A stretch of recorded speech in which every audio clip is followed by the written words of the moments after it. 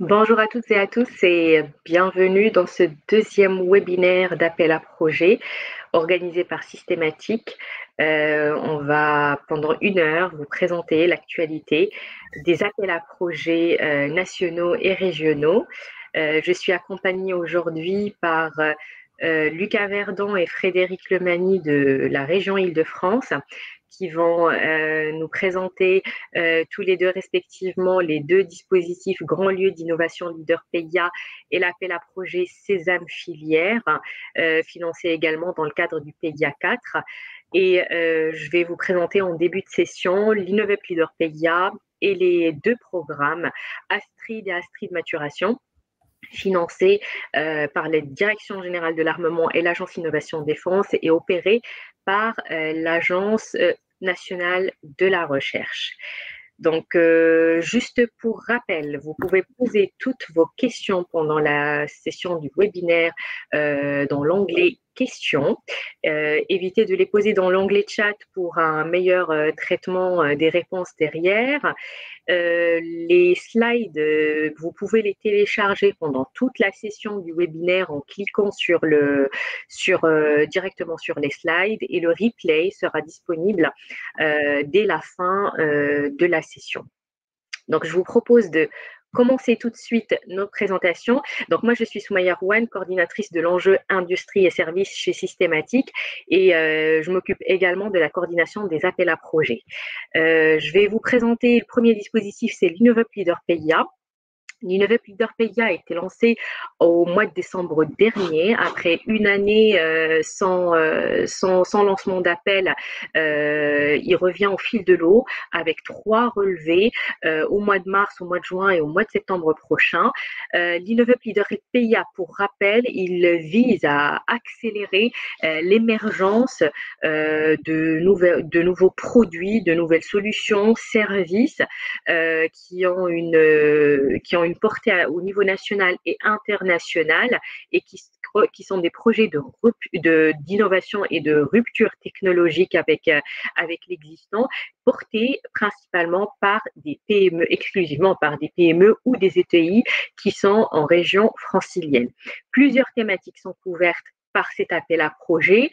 On retrouve bien sûr l'industrie du futur, les énergies, Smart City, toute la partie en lien avec la bioproduction, santé, dispositifs médicaux et silver economy.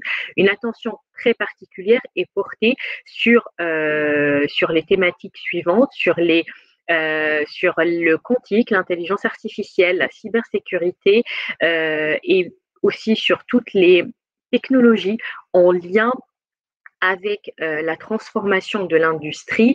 On retrouve la robotique, la fabrication additive et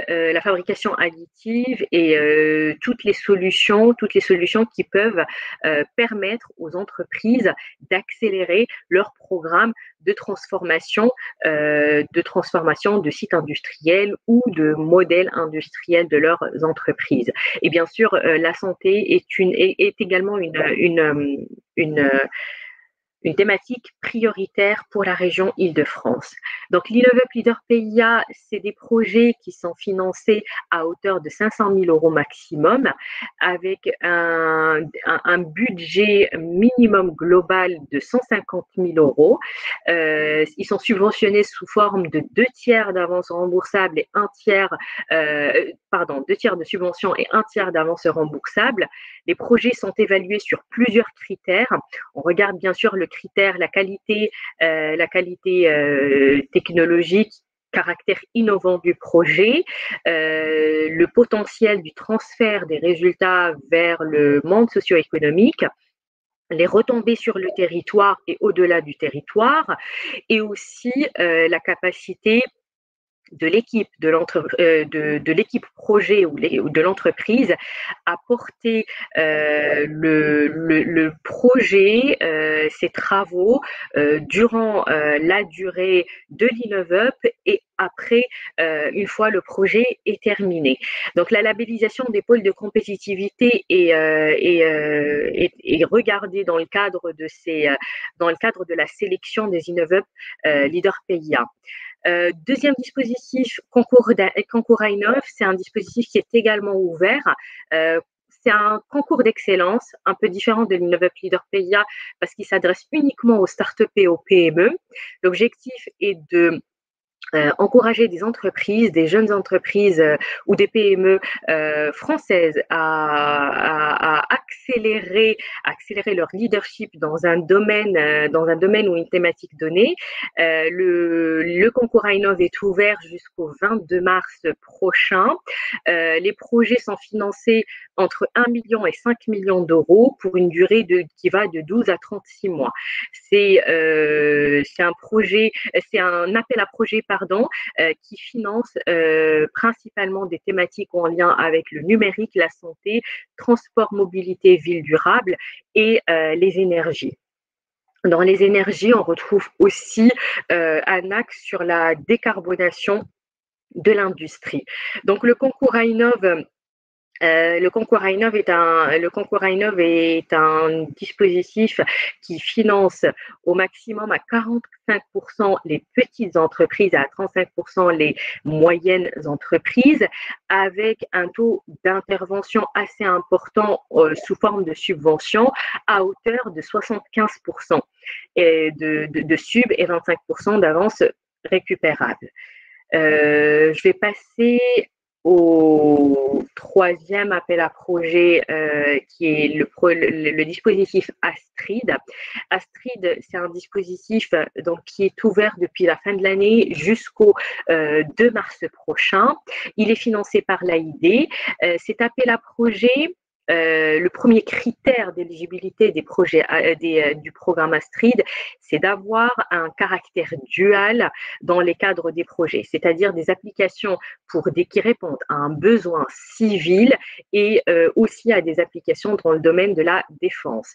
Le projet Astrid vise des niveaux de maturité technologique qui sont plutôt bas. Ça va de 1 à 4 maximum au démarrage du projet. Donc le Astrid traite principalement de la recherche fondamentale et de la recherche industrielle. C'est un dispositif qui vise à encourager les scientifiques, les équipes de recherche en collaboration avec des entreprises à explorer de nouvelles pistes, de nouvelles thématiques en rupture technologique avec l'existant. Donc, pour répondre à l'appel à projet Astrid, il faut au moins un partenaire public ou un organisme assimilé à un organisme de recherche français dans le cadre du projet. C'est des projets à petit consortium, en général moins de 5 partenaires, pour une durée qui va de 18 à 36 mois et un financement qui ne dépasse pas 300 000 euros par projet. Contrairement aux années précédentes, cette année, l'appel à projet Astrid finance également les frais pour les doctorants et les travaux de thèse. Donc ça, c'est un changement majeur entre les anciens appels à projets et l'édition 2022. Les thématiques qui sont couvertes par l'appel à projet Astrid sont très larges. On retrouve la cybersécurité, la photonique, l'intelligence artificielle, la robotique. C'est toutes des thématiques que Systématique traite dans le cadre des hubs et des enjeux et qui peuvent être expertisés et vus par nos copiles. Donc, sur le processus de sélection du programme Astrid. Programme Astrid, il est ouvert jusqu'au 2 mars prochain. Les soumissions de projets se font sur la plateforme ANR de l'Agence nationale de la recherche. Une fois la date de clôture, la date de clôture arrivée, les projets par la suite seront évalués par un comité d'éligibilité. Ils vont contrôler dans un premier temps que toutes les demandes sont éligibles. Les propositions de projets qui sont éligibles feront l'objet d'une expertise auprès du comité d'évaluation. Le comité d'évaluation va affecter des experts pour chaque projet, pour chaque proposition de projet et effectuer par la suite une analyse sur la base des critères qui sont connus dans le cadre de l'appel et faire un classement de tous ces projets-là avant de les présenter en comité de pilotage. Par la suite, l'ANR publie les résultats et ils sont communiqués dans la foulée aux porteurs de projets. Les porteurs sont avertis de la sélection de leur projet. Il faut anticiper toutes les questions en lien avec l'accord de consortium, la propriété intellectuelle, parce que c'est un critère important par la suite pour la contractualisation de tous les projets qui seront financés dans le cadre du programme Astrid. Vous avez sur cette slide tous les contacts utiles, contacts techniques administratifs et responsables de programme Astrid à l'ANR.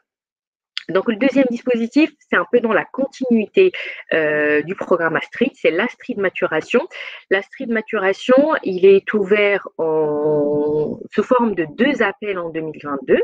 Un premier qui est en cours en ce moment et qui se clôture le 21 février prochain, et un deuxième appel qui sera ouvert au mois d'avril pour un relevé au mois de mai. Donc, l'Astrid Maturation, le critère principal et qui diffère du programme Astrid, c'est le niveau de maturité des projets qui sont financés. Astrid Maturation accompagne des projets de valorisation et des projets de transfert. Il vise à développer des produits, des technologies, des services qui sont nouveaux, toujours pour des applications à la fois civiles et militaires, civiles et défense. Et l'objectif, c'est d'attirer aussi des investisseurs ou le monde industriel à s'intéresser à des applications totalement en rupture technologique avec l'existant et qui constituent des leviers importants pour le développement sur des thématiques ou des thématiques données. Donc, c'est des projets qui vont de 24 à 36 mois, comme je disais, avec un niveau TRL élevé. Au démarrage du projet, le niveau de maturité il est à 3-4 pour un niveau de 5 en sortie de projet. Donc, on est vraiment à la phase qui précède le transfert des résultats. C'est des projets qui sont financés à hauteur de 500 000 euros maximum par projet, avec un équilibre entre la part publique et la part privée dans le cadre du projet. Les partenaires publics doivent être impliqués au minimum à hauteur de 20% du budget global du projet. Et la part privée ou la société commerciale doit être au minimum à hauteur de 30% dans le cadre du projet. Le programme Astrid Maturation ne finance pas de thèse. Et la soumission, elle se fait également sur le site de l'ANR. Je vous ai mis également les contacts ici.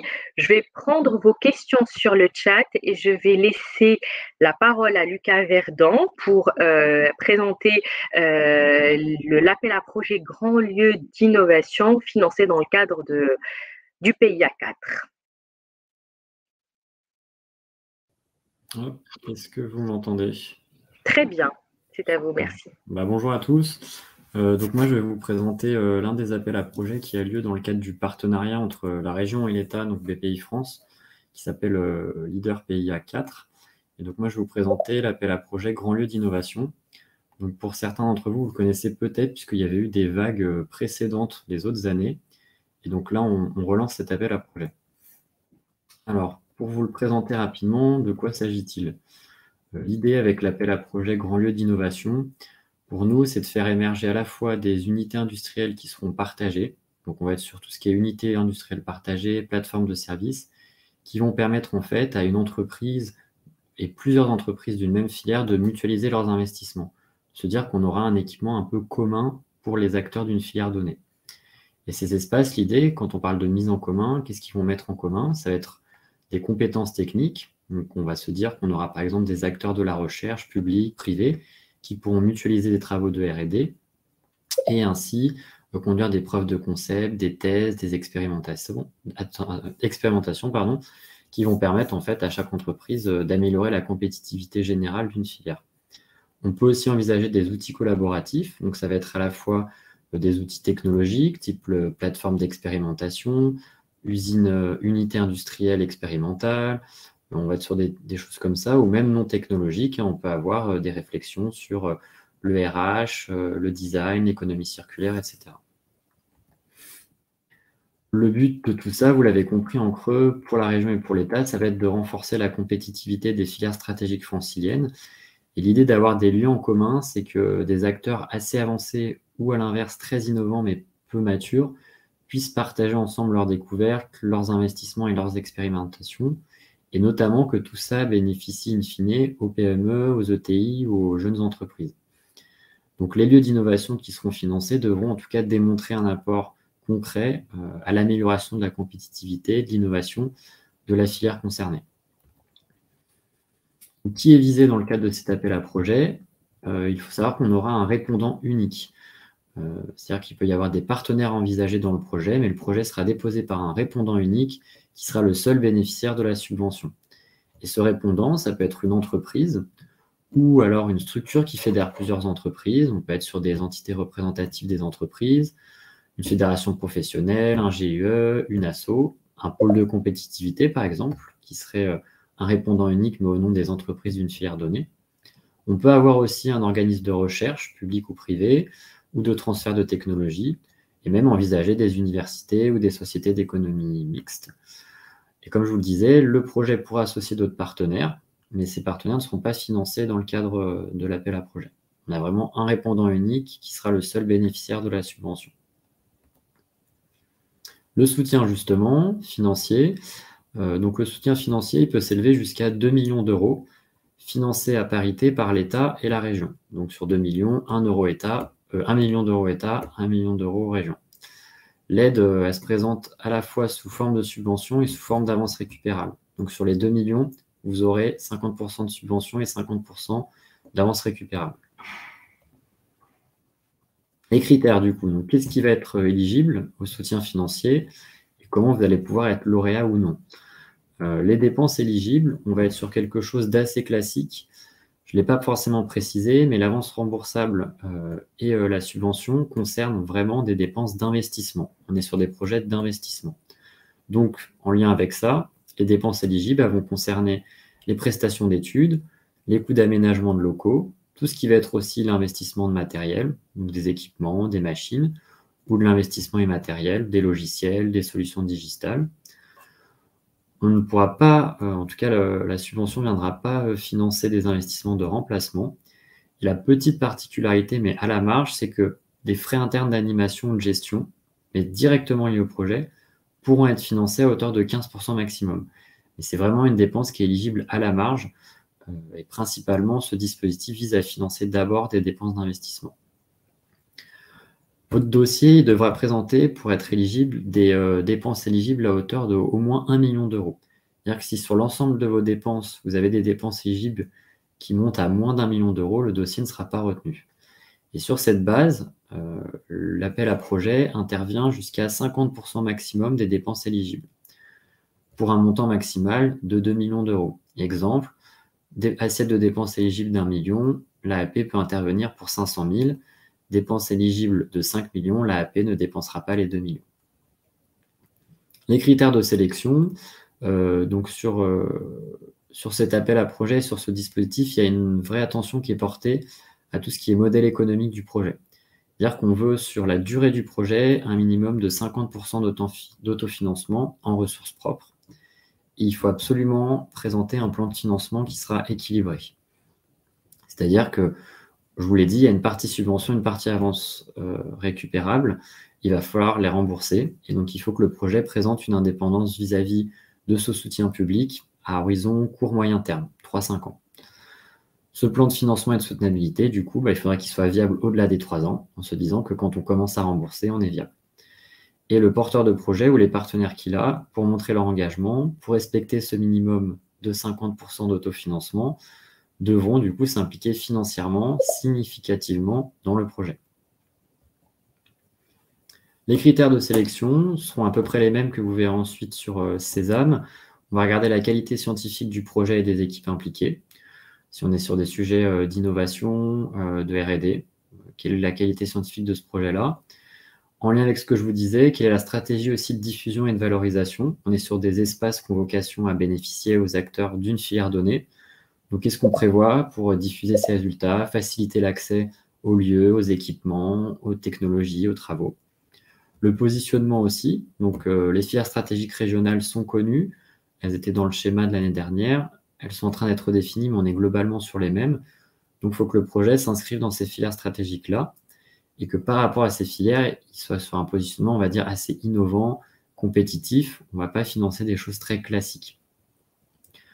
Il faut que du coup, il bénéficie, comme je vous le disais, au développement du tissu industriel, donc notamment avoir une capacité d'entraînement et de passage à l'échelle pour des startups, des PME ou des ETI. Il faut essayer de chiffrer autant que possible, hein, je sais que ce n'est pas facile, mais l'impact en termes d'activité économique et d'emploi, notamment sur le territoire régional. Donc se dire qu'est-ce que ça va permettre comme développement industriel, est-ce qu'on va développer des avantages concurrentiels qui vont peut-être derrière générer de la croissance et des recrutements. Et puis si on peut préciser aussi des objectifs de commercialisation, sur quel marché, sur quel segment de marché, avec quel type de produit finalement, est-ce qu'on serait un leader sur cette part de marché-là? Enfin voilà, essayer autant que faire se peut, préciser son impact économique. Et puis ensuite, des choses un peu plus classiques aussi, contribuer à la transition écologique et énergétique, donc se dire en quoi ce projet, de près ou de loin, va avoir une action en ce sens. Avoir bien sûr, on l'a dit, une gouvernance qui soit proposée, qui paraisse efficace pour gérer un projet avec plusieurs partenaires, plusieurs financeurs, et cette question fondamentale du modèle économique. Jusqu'à quand est ouvert l'appel à projet? Jusqu'au 11 mars 2022 à 17 h. Et vous pouvez candidater sur le lien qui est ici, qui est aussi en fin de présentation. Et une fois que la clôture de la plateforme a lieu en mars, il faut compter à peu près un délai de 3 mois pour un résultat. Je vous préviens d'ores et déjà, cet appel à projet, il a vocation à avoir plusieurs vagues. Là, on est sur la première. Et donc, il faut s'attendre vraisemblablement à une seconde vague deuxième semestre 2022. Voilà. Je vous remercie à tous. Je vous invite à candidater si vous le souhaitez. Puis je suis disponible pour quelques questions.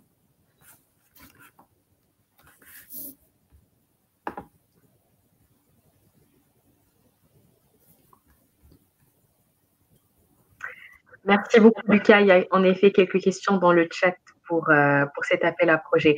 Et on va passer tout de suite à la présentation suivante. Présentation de Frédéric Lumani pour l'appel à projet Sésame filière PIA 4. Et j'invite Frédéric à nous rejoindre sur scène. Oui, bonjour. Est-ce que vous m'entendez? C'est bon pour vous? On vous entend très bien. Bon, bonjour à tous. Donc moi, je vais effectivement vous présenter l'appel à projet Sésame filière PIA 4 qui s'inscrit effectivement, comme le précédent appel à projet, dans le cadre effectivement du programme d'investissement d'avenir qui est soutenu à la fois par l'État et par la région, avec une déclinaison régionale importante, en tout cas très importante cette année.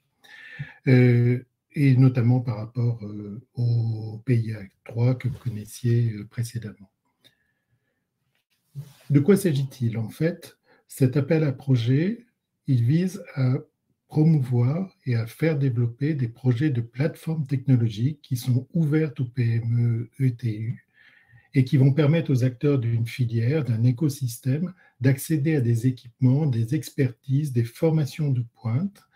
Et ça peut être également des projets intégrés de R&D au bénéfice de la transformation, de la structuration d'une filière impliquant un établissement de recherche et des PME. Ça peut être aussi des grands groupes, mais cette ouverture sur les PME ETI est quelque chose effectivement d'important en termes d'impact et de structuration effectivement de l'écosystème. On est effectivement sur des projets qui s'intéressent et qui peuvent porter effectivement sur des plateformes technologiques, mais qui ne porteront pas uniquement sur la R&D. Dans tous les cas, la partie ou l'importance de la structuration de la filière sera un élément clé effectivement de votre projet.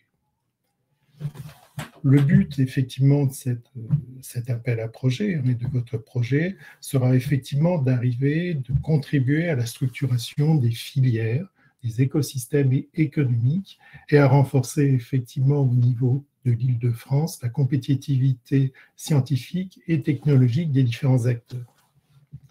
Il faut pour ça s'appuyer sur des moyens de production, des infrastructures partagées, et ça c'est effectivement un point très important du projet, et ils seront portés prioritairement, mais pas uniquement, mais il y a une priorité qui est donnée au niveau de l'Île-de-France par les organismes et établissements d'enseignement supérieur et de recherche. J'insiste sur ce point parce que c'est vraiment une spécificité que nous avons en Île-de-France pour ces âmes filières par rapport aux autres régions.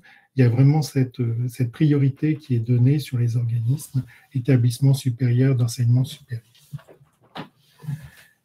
Ce projet sera porté par un unique porteur de projet. Il peut y avoir effectivement d'autres partenaires qui contribuent à ce projet, mais nous aurons dans tous les cas un unique porteur de projet à qui seront destinés les fonds et qui rendra des comptes effectivement sur ses engagements et l'avancement de son projet tout au long de la période.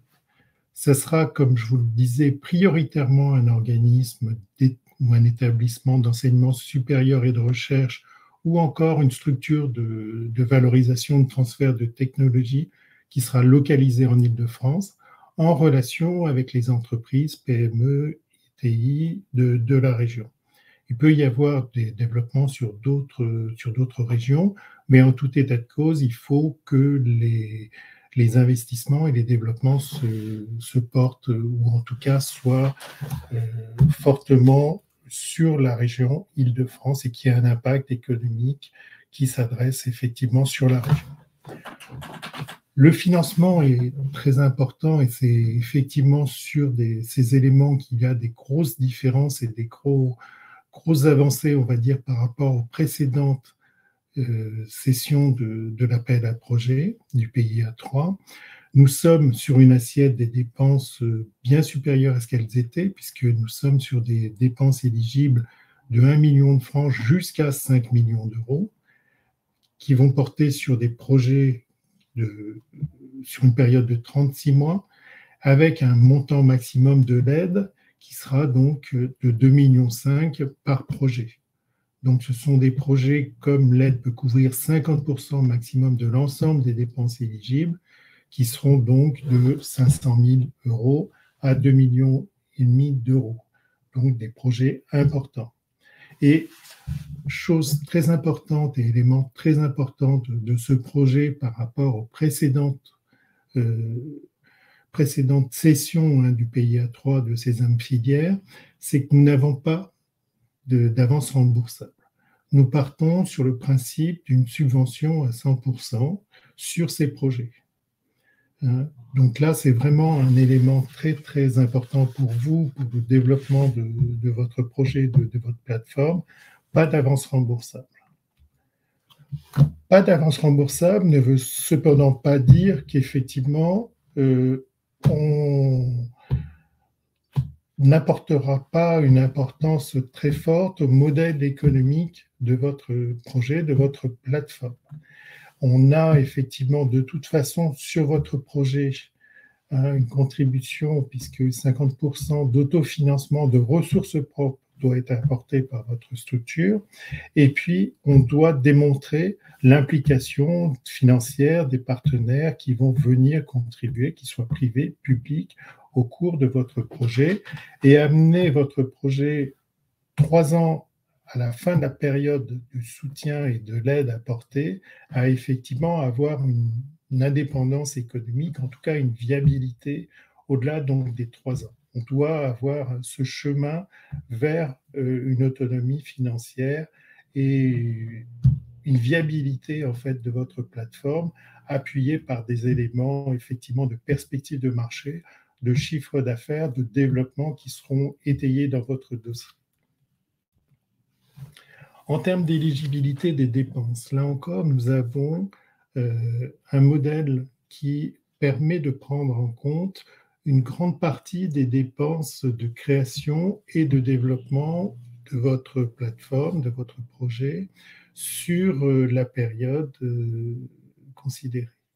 On prend en compte aussi bien des dépenses de RH, de personnel, d'investissement matériel, de marketing, bref, d'aménagement des locaux. Nous avons effectivement à la fois su des spécificités concernant la partie animation de filière, mais aussi recherche et développement. Mais en gros, on peut intégrer sur l'enveloppe des dépenses éligibles pratiquement tous les coûts relatifs à votre projet. La contrainte forte, entre guillemets, qui est imposée, c'est quand même une limitation du personnel qui va participer, titulaire, qui participera au développement de votre projet, doit être limité au maximum à 30% de l'ensemble des dépenses éligibles. Donc, vous voyez une facilité au niveau des dépenses qui seront regardées de toute façon au fur et à mesure de l'avancement de votre projet et du développement des différentes étapes. En termes de critères d'évaluation, on va regarder, on va s'attacher effectivement à une importance très particulière du positionnement de votre projet par rapport à la filière dans laquelle il s'insère, par rapport à son écosystème, à la qualité scientifique, bien évidemment, du projet, des équipes qui sont impliquées dans le projet, à la qualité du modèle économique, j'en ai déjà parlé, du plan d'affaires, des ressources attendues sur le développement des prestations associées à votre plateforme, des ressources de financement, comment est financé les 50%, la qualité de la stratégie de diffusion et de la valorisation des recherches et des travaux issus de votre plateforme. Une attention très particulière sera apportée également à la gouvernance de votre structure. C'est un point très important qu'on regarde effectivement de près au niveau du jury et au niveau du suivi. C'est un élément important de la solidité de votre projet.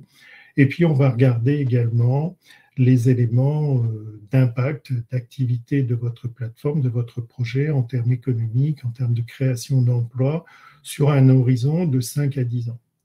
Alors, tout ça, on sait sur ces perspectives à 5 à 10 ans que ce sont des perspectives. Il faut néanmoins qu'elles soient argumentées par des parts de marché, par des éléments factuels, par du chiffre d'affaires qui puisse être étayé et raisonnable, atteignable et raisonnable.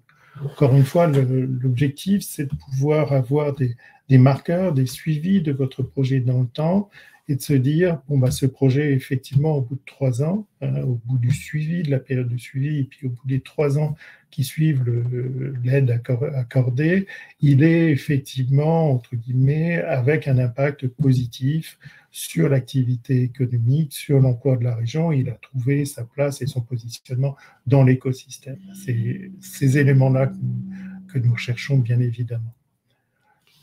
En termes de calendrier, cet appel à projet est ouvert avec une clôture le 11 mars à 17h. Donc, il y a encore un petit peu de temps, mais c'est un dossier important à constituer. Donc, allez effectivement sur le site, télécharger les différents éléments et regardez effectivement toutes les pièces qui vous sont nécessaires. Nous aurons une audition, compte tenu effectivement des éléments nouveaux et très, très impactants, avec cette ambition nouvelle qui est forte, qui est apportée à la fois par la région et par l'État, avec les moyens qui sont apportés aujourd'hui, et cette possibilité effectivement de ne pas avoir d'avance remboursable, mais d'avoir effectivement une aide en subvention. Il y a dès aujourd'hui, on le voit, un intérêt renforcé encore pour ces âmes filières. L'audition concernera effectivement un certain nombre de projets, et puis il y aura une sélection finale qui interviendra au mois de mai-juin. Ce projet s'inscrit aussi dans une perspective pluriannuelle. Il y aura d'autres projets sans doute au second semestre de cette année, un second appel à projet, et puis il y aura effectivement d'autres projets dans les années qui suivent, avec encore une fois des montants très, très importants et des facilités apportées sur le développement de vos projets. rapidement, quelques exemples sur les précédents PIA3, juste pour vous citer, par exemple, le projet OVDSAS qui a été développé par l'École normale supérieure de Paris-Saclay, ou encore le projet ICI-Pro de l'Institut Pasteur, qui sont des projets de développement de plateformes ouvertes qui associent des transferts et d'algorithmes de développement d'intelligence artificielle. Voilà, ce sont quelques exemples parmi d'autres sur l'ensemble des thématiques qui ont été soutenues, portées par les plateformes aidées effectivement par ces âmes filières sur les précédentes sessions.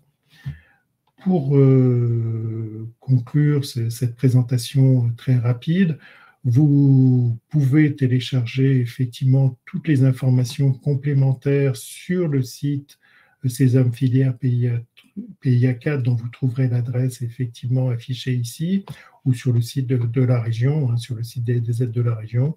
Vous pouvez nous contacter à l'adresse transferttechno-ile-de-france.fr pour tout complément d'information et nous répondrons bien évidemment à toutes vos questions. Merci.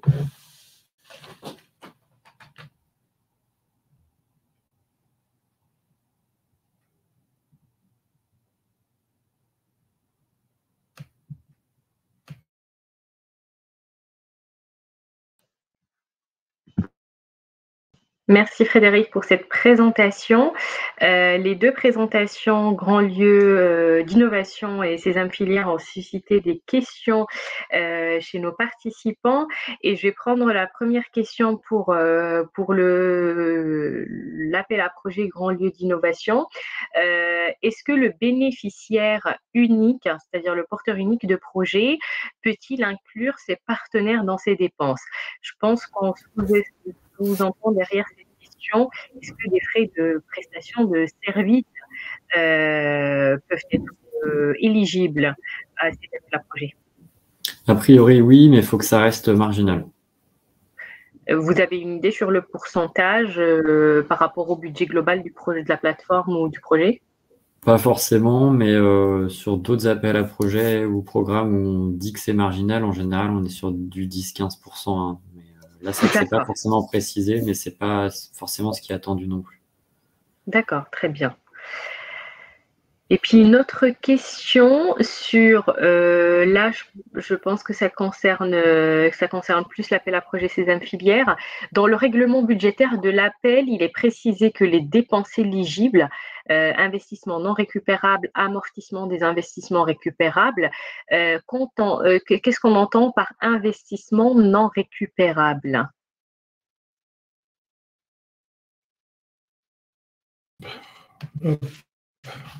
Bon, par investissement récupérable, on entend toutes les dépenses effectivement d'aménagement, d'équipement que vous pouvez faire.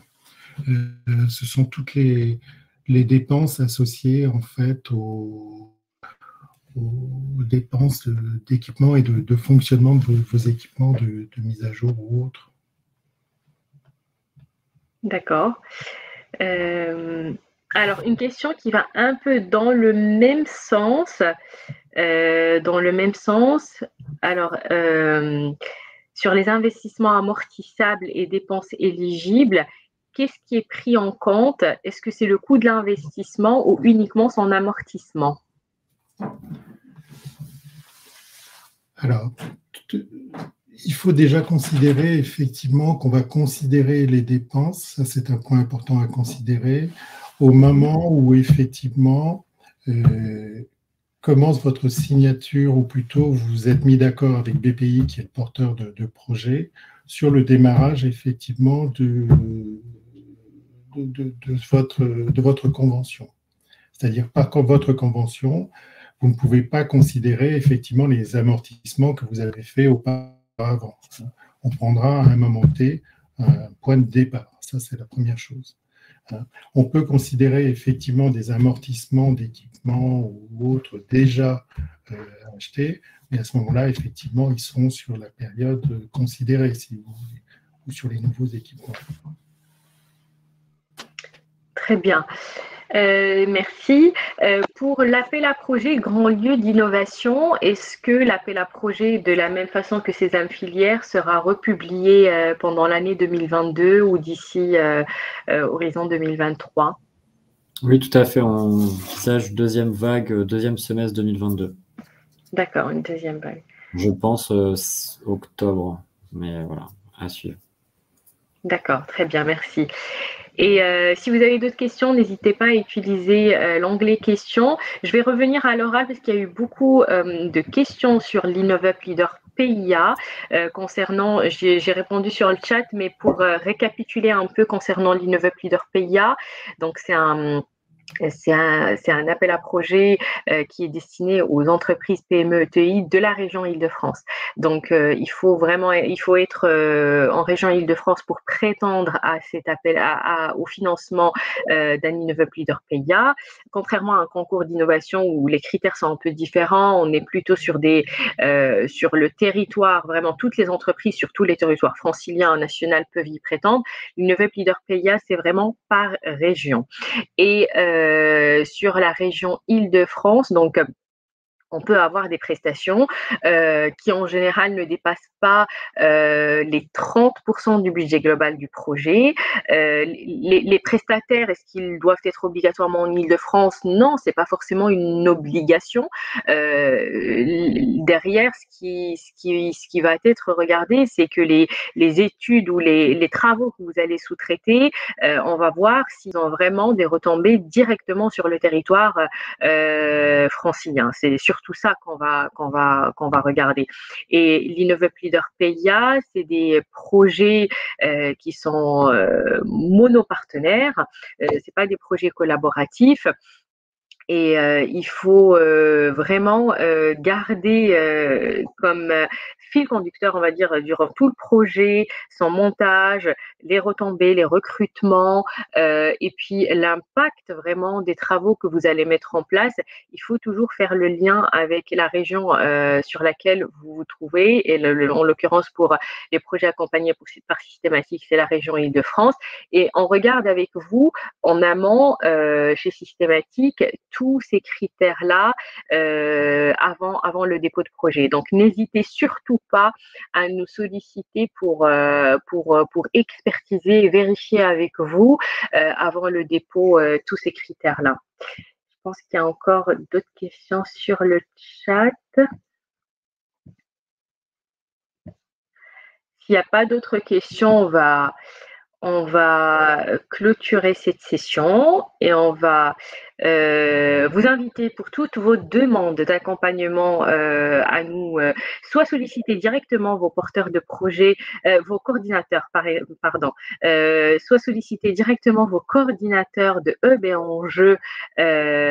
Enjeu par mail si vous êtes déjà rattaché à un EB Enjeu chez Systématique, ou alors nous envoyer au moins un mois avant la date de clôture vos propositions de projets pour vraiment mettre en place toutes les actions nécessaires pour vous accompagner. C'est l'adresse qui est sur la slide dépôt projet à Systématique. Et pour tout renseignement concernant les guichets de financement, concernant les dispositifs qu'on a présentés maintenant et d'autres appels à projets, vous pouvez nous envoyer vos demandes à l'adresse innovation@systématique. Et je confirme, j'ai vu des questions concernant la présentation. Vous pouvez toujours la télécharger en cliquant sur le petit nuage sur le support qui s'affiche devant vous, et vous aurez également accès au replay dans pas longtemps. Je pense qu'on a répondu à toutes vos questions. Je pense qu'on a répondu à toutes vos questions. Si vous en avez d'autres, n'hésitez pas à nous contacter, et merci à tous. Au revoir. Au revoir.